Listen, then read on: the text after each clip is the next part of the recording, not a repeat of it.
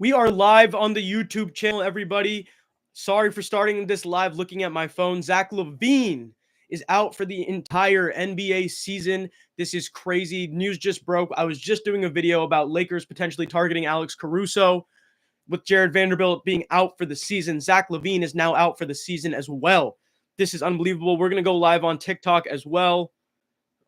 I'm shook right now. Zach Lavine and Clutch Sports have decided to undergo season-ending surgery via shams. Rich Paul Clutch Sports Group, he's going to be out 4 to 6 months.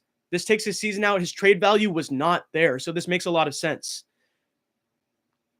We're also going live on the TikTok right now, everybody, at @ish_NBA, ISH or ish, whatever you like, _NBA. This is crazy. And the TikTok viewers are coming in. And let's talk hoops. We're about to talk hoops for the rest of today. This is crazy.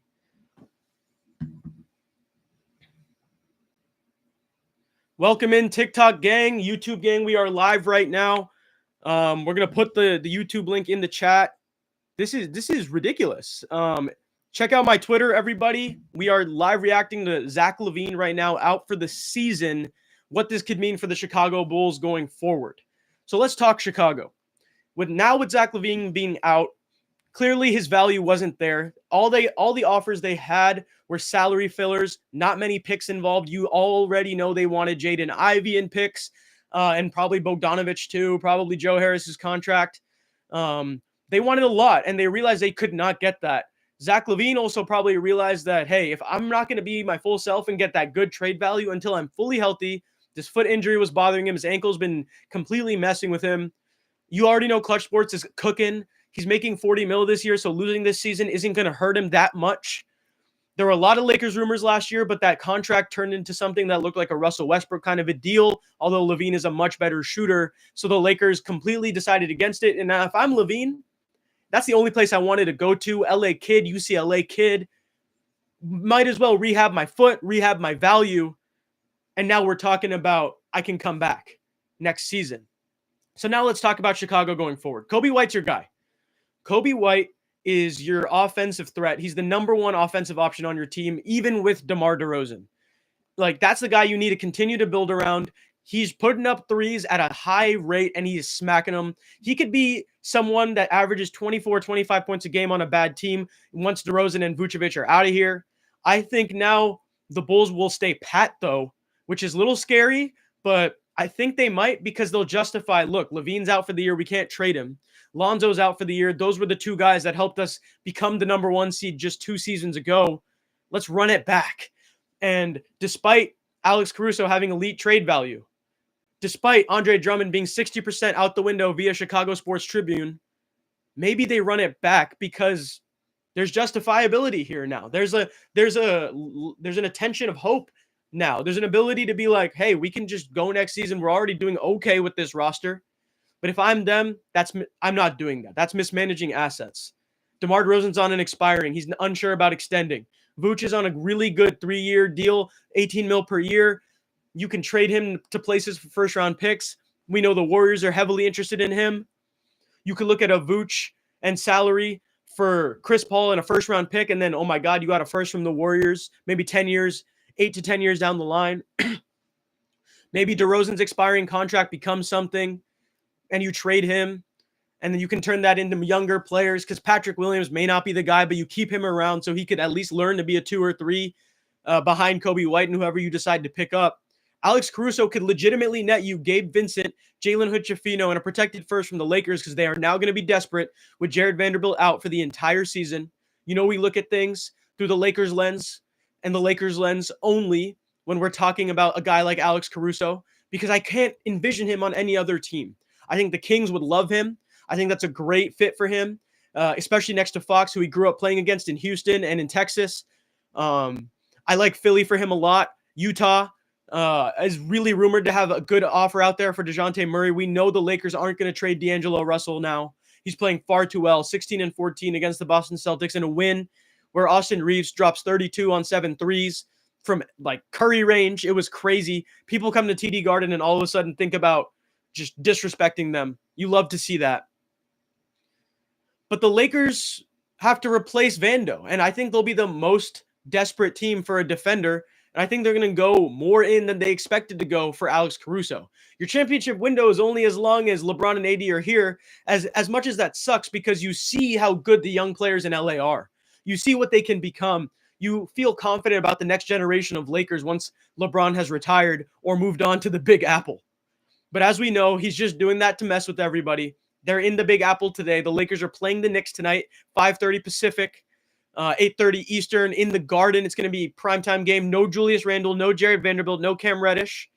OG Anunoby will probably play because he loves that LeBron matchup. AD will be back. Hartenstein and Jay Hart absolutely love to kill the Lakers. Brunson is a Laker killer too. He's an everyone killer. He's an all-star, should have been an all-star starter. It's going to be a fantastic matchup, but now you're going to start to see why moves need to happen. Maybe Bruce Brown for Fournier and that Mavericks top 10 protected pick happens now. Maybe Clarkson and Olynyk get traded to the Knicks. Maybe you're looking at a lot of moving pieces, a lot of similar type skilled players, but they have to move around to teams that need more help now. Quentin Grimes has notoriously been on the trade block for the Knicks, and that's a player I could see getting moved, but if I'm them, I'm just trading Fournier in the pick. Keep Grimes. Grimes has shown good things. The Kings need to make a change, even though they do have a good record, but I don't see them having a sustainable at all in the playoffs type of playoff. Like the way they play is just not enough defense. Not enough defense for my liking. They're a great regular season team, will always be a great regular season team as long as this roster is the way it is. But until you get a guy like Caruso, Dorian Finney-Smith, someone like that in the door, even cheaper price Royce O'Neal, that's the only way you can upgrade, because 3-and-Ds, that's what you need around your players. That's what you need around your stars like a Fox or Sabonis. You saw Paolo Banchero made the All-Star team for the first time for the Orlando Magic. There was a rumor today that Kyle Lowry or Chris Paul are heavy interest by Orlando. And I tweeted on X, if you guys check me out, _NBA, ISH_NBA. Gary Harris, Markelle Fultz for Lowry or Chris Paul and some picks makes the most sense in the world. It's the easiest trade you could possibly make. 17 mil for Fultz, 13 mil for Gary Harris, and that's both expiring for another expiring in Lowry or Chris Paul, who you can non-guaranteed in the last season, so you could waive him if you don't want him next year because Anthony Black's the guy. But though that trade seems like it's going to happen, one of those two point guards is going to get traded for salaries to move out. The Hornets are rebuilding. They can play more guys. They're playing Leaky Black and Nathan Mensah right now. So, and if James Bouknight gets any NBA minutes, damn, Gary Harris and Markelle Fultz should be playing 48 minutes a night. The NBA is crazy right now. I appreciate everybody that's come in, talking hoops. What's good, TikTok gang? How you doing? Zach Lavine is out. Lavine is a cancer to the team. Is some comments we got on the TikTok. Very interesting. This season he didn't look very good. Wasn't playing defense. Was standing in the corner, pouting. Basically being a $40 million version of what D'Angelo Russell was in the first month of this season. And then he's out now. So I believe in a guy like Zach Lavine. I think he can truly be a third all-star on a championship team, if only he didn't make $40 million. But I like Zach Lavine coming back next year healthier with the Bulls. Lonzo, Lavine, Kobe White. You move on from DeRozan. He doesn't fit those types of players anymore. Maybe you keep him, but for locker room. But you need a four-man that's strong, can counter a guy like LeBron James, counter a guy like Kevin Durant, Kawhi Leonard. I know they're all in the West, but you have to guard Giannis. You have to guard Middleton. You have to guard Tobias. Like, you don't need someone that crazy, so you could get a good fit there. Maybe you trade for Kyle Kuzma, get that chemistry going with all the guys back together. Keep Caruso. Trade Vucevic, because I don't think you can win an NBA championship with a soft center unless in theory you're talking about Jokic, but he's not soft by any stretch of the imagination. He's just not an elite rim protector. But I think you need to look at maybe running it back in Chicago and trading the right pieces for more assets to rebuild immediately, retool, because you have a base. You have Kobe White. There was a lot of faith in what Lonzo and Lavine did. I know we've said that, but I believe in what Chicago can do. They should not panic. Do not panic. Don't trade this guy for salary fillers and picks. Him being out for the year will hurt right now, but it can only help you when he comes back healthier next season, ups that trade value, and then it's over. And then I think some important topics to cover right now. We're on the YouTube as well. Ethan, welcome in Ethan on TikTok. What What do Mavs and Warriors do? I like that question, Ethan. I like that question. We are on YouTube as well right now. Ish_NBA, everybody. Mavs. So it looks like Wiggins is their target, but Steve Kerr said he doesn't want to trade Wiggins. It doesn't feel like a guy who should be traded. He was a part of a championship team a year and a half ago, but you could easily trade Rashawn Holmes and Grant Williams and a pick for Wiggins. And you could justify that as the Warriors getting 3-and-D forward and then like a center, even though Rashawn Holmes is really just an expiring at this point. You could trade for Dorian Finney-Smith if you're the Mavericks. I think that makes the most sense, but apparently the Nets declined 2 firsts for Dorian Finney-Smith. I don't know what world we're living in these days, but Dorian Finney-Smith apparently is worth 2 first-round picks. My guy Trevor Lane of Lakers Nation said those must be heavily protected fake first-round picks. I'm conveying the seconds because Sean Marks would have accepted that already. Royce O'Neal, you can trade for as a cheaper option if you're the Mavericks. Maybe you try and trade for both of them and to justify giving up a first-round pick because you gave up a first-round pick with DFS, with Dinwiddie, and a second for Kyrie Irving, which was worth it, but you need DFS more than anyone right now in the NBA. He fits perfectly in Dallas. And then for Golden State, being a part of their organization now, for the Santa Cruz Warriors has opened my eyes to what I see their style as. Like they love to run the 2-guard, 3-guard in the G League. Yesterday they ran Yuri Collins and Kendrick Davis. If you guys remember Kendrick Davis out of Memphis, who's a freaking baller. They run 2 point guards a lot. Pat Spencer, the best lacrosse player, became an NBA G League player. He's basically a 2-guard, 1-guard, and he runs with them. And Quinones would run 3, and Quinones is like a 2-3. But now those guys are all up in San Francisco. They all played well in Memphis yesterday for the Golden State Warriors. So it seems that they want to keep Chris Paul. It's a long-winded way of saying that you would think they would want to trade Chris Paul maybe for a big, maybe Paul and Looney, because those are some good movable assets, and you'd have to give up maybe a Moody with that, but I don't think they want to. I talked to a good number of Warriors fans and people that doesn't seem like Moody's a guy you want to move, especially if Clay is going to leave in free agency or take less in free agency or retire. Moody feels like the guy to replace him there. So maybe you trade Paul and Saric and Looney, get 2 guys. Maybe you look at Bruce Brown plus some salary. Maybe Otto Porter comes back, Thaddeus Young.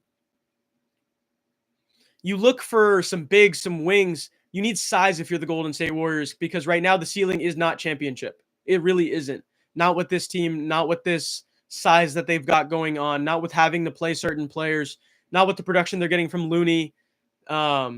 Wiggins has stepped it up as of late. Kuminga is the second star. He is 100% the second star of the Golden State Warriors, and it has to come to that.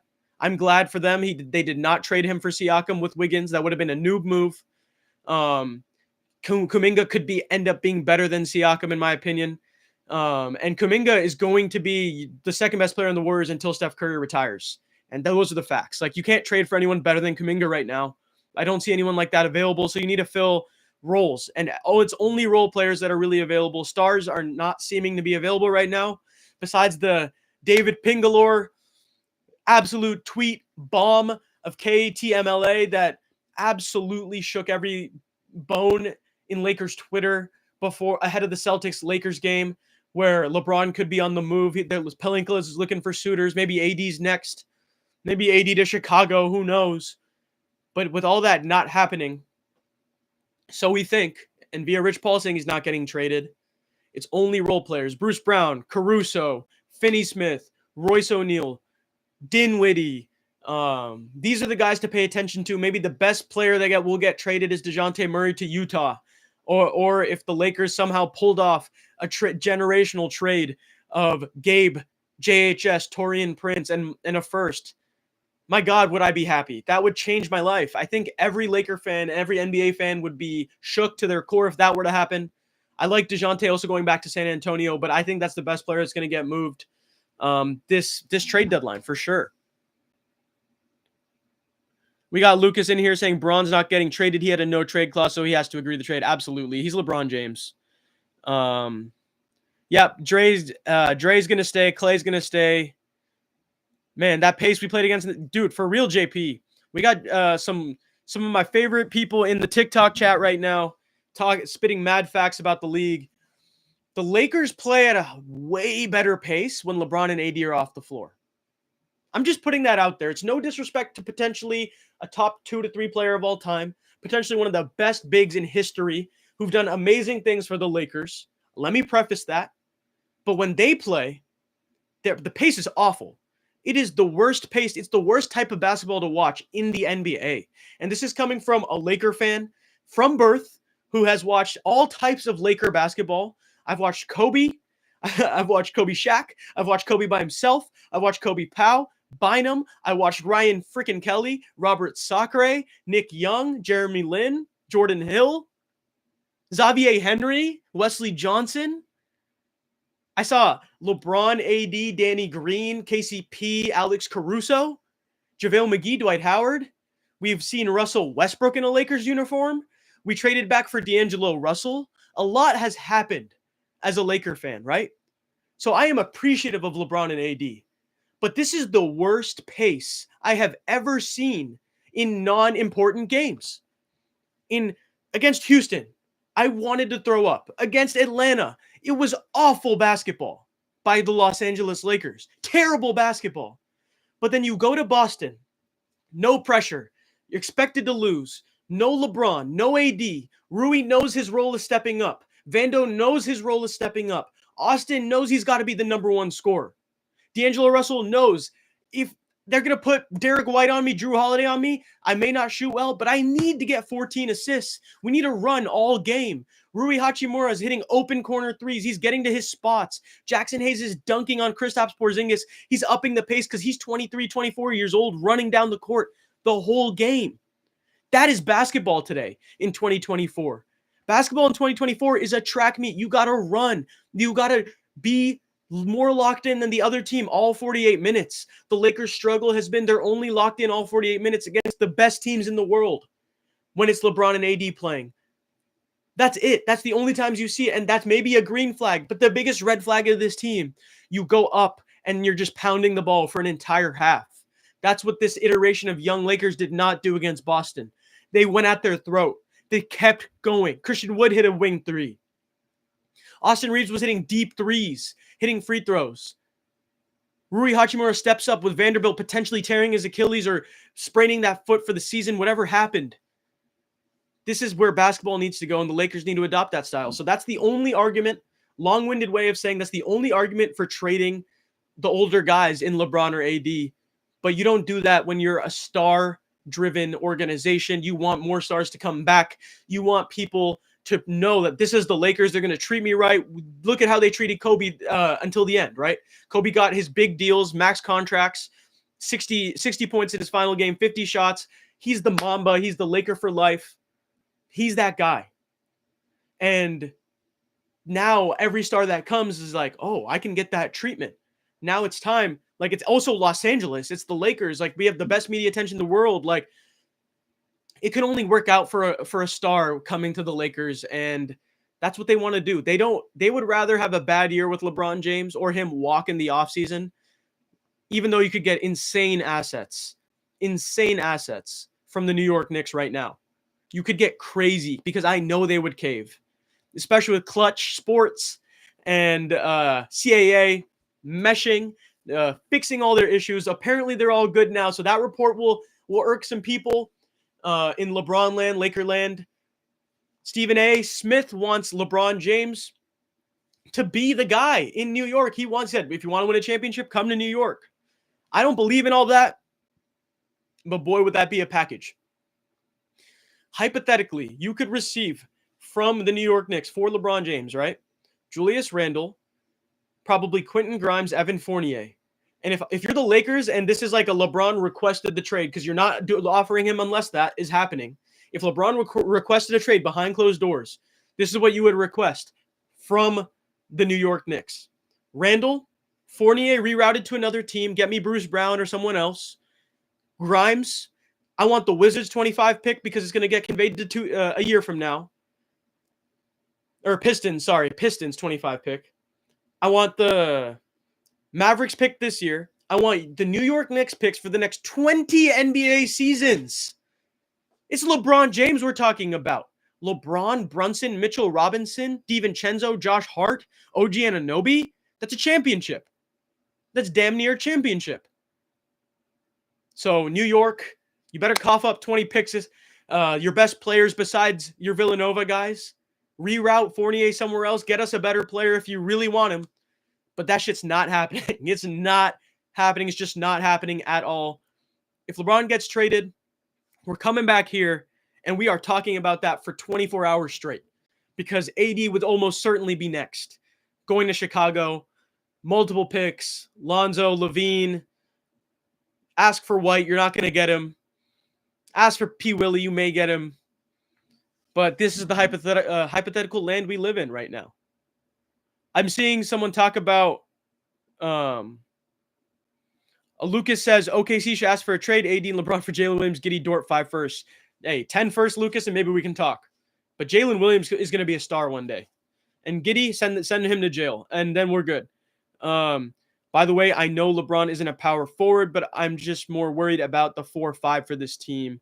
I totally agree, actually. So you actually reminded me of a point here, JP. Everybody. Yeah, and also in the YouTube chat, Maurice. Zach is not going anywhere. Unless Detroit is like believing in themselves, like, hey, let's trade for him next season. But they shouldn't. They shouldn't.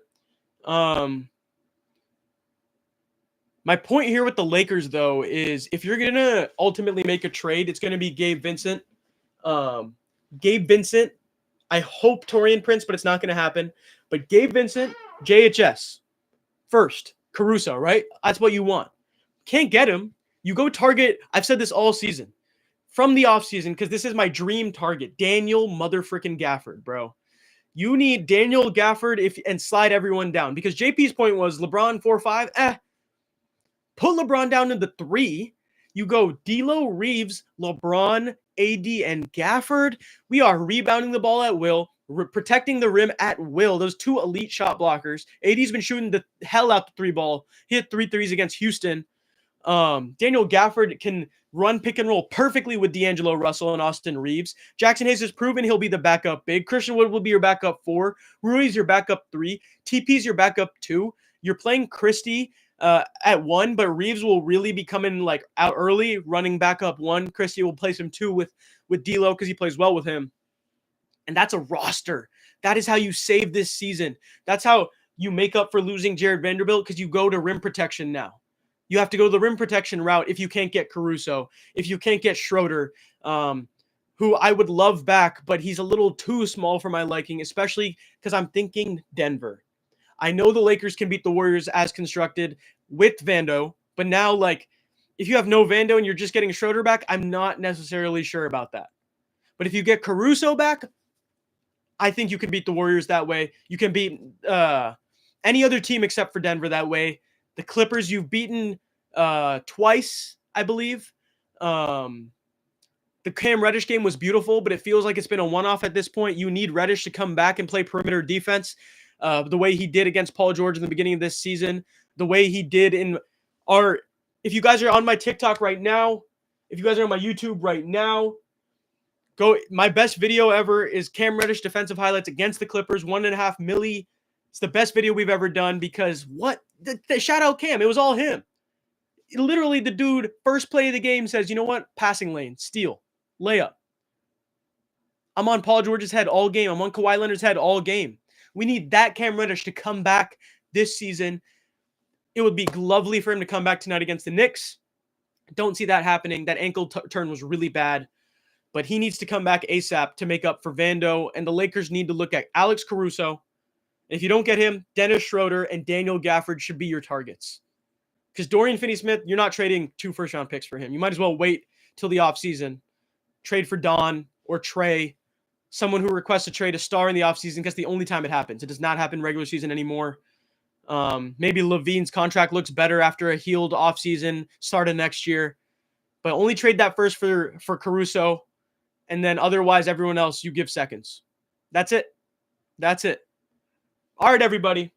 It's been great. We hit 24 minutes on the live on YouTube and on TikTok. Everybody check out. This is going to be a full video on YouTube. I'm going to clip it out. We'll be posting it real soon. I appreciate everybody joining, liking. I love you guys. maybe some more news is going to come out. We'll see you soon.